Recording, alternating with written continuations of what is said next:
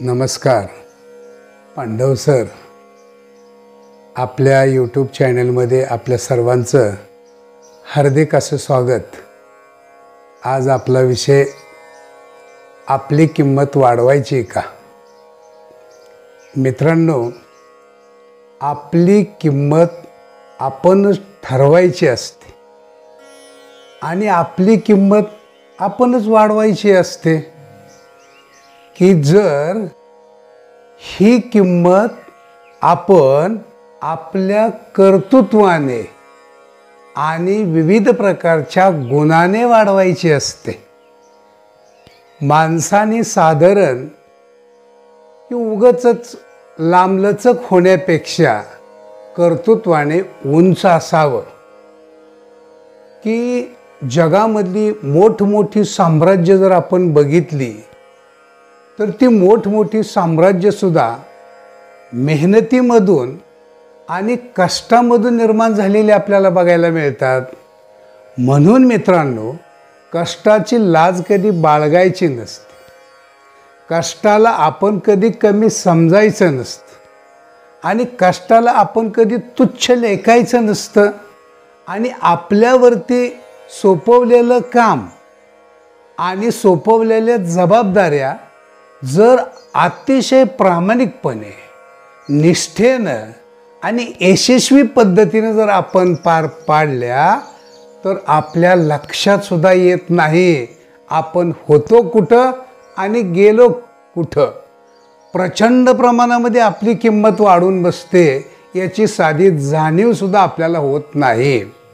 मित्रांनो, अशाच प्रकारचा इतिहासामधला एक दाखला आहे की जो सर्वसामान्य माणूस आहे, पण एवढं मोठं जबाबदारीचं ओझं त्यांनी आपल्या खांद्यावरती घेतलं आणि ते निमूट पद्धतीनं, यशस्वी पद्धतीनं पार पाडल्यामुळं त्याच्या जीवनाचं सोनं कसं झालं याचा एक छोटासा प्रसंग। जंजिरा किल्ला जो आहे, हा किल्ला मित्रांनो समुद्रामध्ये आहे। आपल्या छत्रपती शिवाजी राजांचं फार मोठं स्वप्न होतं की सिद्धीकडून हा किल्ला आपल्या ताब्यात घ्यायचा आणि सिद्धीला इथून पिटाळून बाहेर काढायचं। निर्णयाला उशीर अजिबात केला नाही राजांनी। ताबडतोब आपली महत्त्वाची माणसं बोलवली।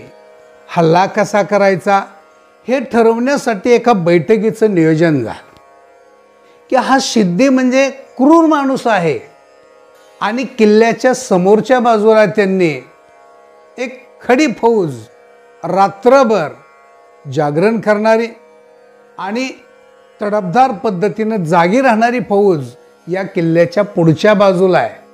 आणि त्याच्यामुळं आपण काय केलं पाहिजे की जर या किल्ल्यावरती आपल्याला हल्ला करायचा असेल तर पाठीमागच्या बाजूने जायचं, रात्रीच्या 12 नंतर जायचं आणि त्या किल्ल्याला आपण शिड्या लावून वरती जायचं आणि मग त्या किल्ल्यावरती आपण हल्ला करायचा। अशा पद्धतीनं किल्ला ताब्यात घेण्याचं नियोजन परफेक्ट मित्रांनो झालं। पण यांच्या सगळ्यांच्या पुढे एक प्रश्न होता की या समुद्रामधून या शिड्या घेऊन जाणारा आणि रात्रीच्या 12 नंतर या किल्ल्याला 4 शिड्या लावणारा माणूस आपल्याला कोण मिळेल। एवढी स्वराज्यावरती निष्ठा कुणाची आणि वाघाच्या जबड्यामध्ये हात घालायला जायचंय, प्रत्यक्षात मृत्यूला कवटाळायचंय मित्रांनो। आणि मग असा माणूस आपल्याला कोण मिळणार। अगदी वाऱ्यासारखी ही बातमी रत्नागिरीमध्ये गेली आणि रत्नागिरीमध्ये लायजी कोळी पाटील नावाचा माणूस, याच्या कानावरती ही बातमी आल्यानंतर स्वराज्यासाठी आणि छत्रपती शिवाजी राजांसाठी की कधीही मी मरणाच्या दाढेत जायला मी तयार आहे आणि त्यांनी ताबडतोब होकार दिला आणि प्लॅनची तयारी सुरू झाली।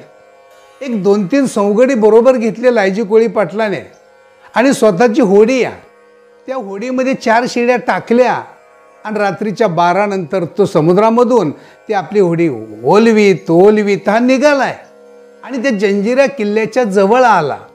जवळ गेल्यानंतर त्यांनी वरती पाहिलं तर टिहाळणी करणारे सिद्धीचे सैनिक वरती रात्रभर जागरण करून पेंगलेले होते. गार हवा पहाटे पहाटे सुटलेली होती. साधारण सुमार रात्रीच्या 2चा होता आणि त्यांना डोळा लागला आणि ते कसे निवांत झोपले होते. या संधीचा फायदा बरोबर लायजी कोळी पाटलाने घेतलेला आपल्याला दिसतोय. हा गेला त्या जंजिरा किल्ल्याच्या जवळ, त्या शिड्या उतरवल्या आणि आपल्या सहकार्याच्या मदतीनं पहिली शिडी लावली, दुसरी लावली, तिसरी लावली आणि चौथी पण लावली. आणि मित्रांनो, हा लायजी कोळी पाटील या शिड्या लावण्यामध्ये, त्याच्या कामगिरीमध्ये अगदी उत्तम पद्धतीनं यशस्वी झालेला आपल्याला बघायला मिळतो. त्याला फक्त एकच कामगिरी दिलेली होती, फक्त शिड्या लावायच्या, तुमचं 100% काम संपलं आणि तुम्ही निघून जायचं. परंतु मित्रांनो, ही स्वराज्यातली माणसं आहेत, ही खूप ध्येयवेडी माणसं आहेत, म्हणून यांनी हा इतिहास घडवलेला आहे.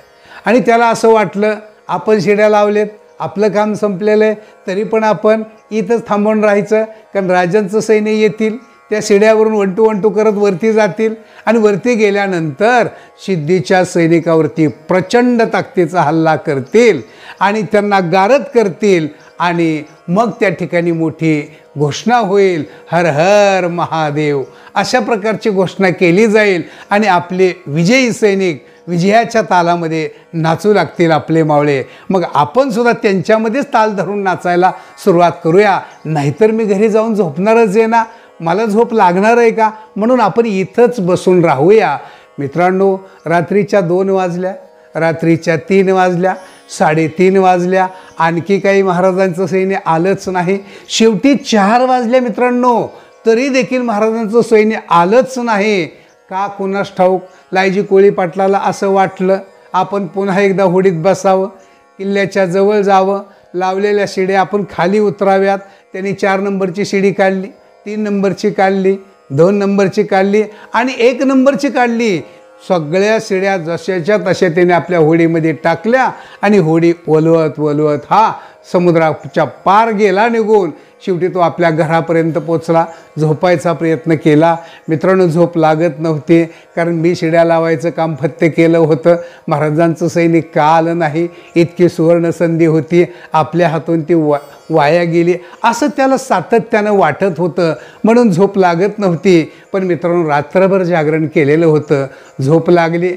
आणि एवढ्यात सकाळ होताच शिवाजीराजांचा एक सैनिक घोड्यावरून, एक मावळा घोड्यावरून त्या ठिकाणी येऊन त्याच्या दारासमोर येऊन दाखल झाला. लायजी कोळी पाटील आहेत का घरात, आणि असा आवाज दिला.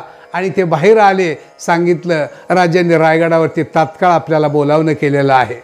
लायजी कोळी पाटलाला पायाच्या अंगठ्यापासून केसापर्यंत दरदरून घाम आला. मित्रांनो, की मी काय गुन्हा केला, माझं काही चुकलं का, म्हणून सैनिक आलं नाही का. पण आदेश राजांचा निघालेला आहे, गेल्याशिवाय भाग नाही.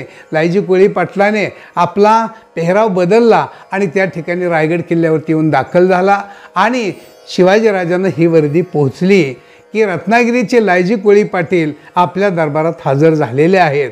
त्यावरती राजांनी फक्त मान वर करून लायजी कोळी पाटलाकडं पाहिलं आणि शेजाऱ्या बसणाऱ्या पंथांना आदेश सोडला, पंथ आजपासून या लायजी कोळी पाटलाला पालखीचा सर्वोच्च मान बहाल करा. अक्षरशः लायजी कोळी पाटलाला पुन्हा एकदा घाम फुटला की आपली ही जी स्वारी होती, हा जो प्लॅन केलेला होता, हा जंजिरा जो जिंकायचा होता, ते आपलं काहीच झालं नाही.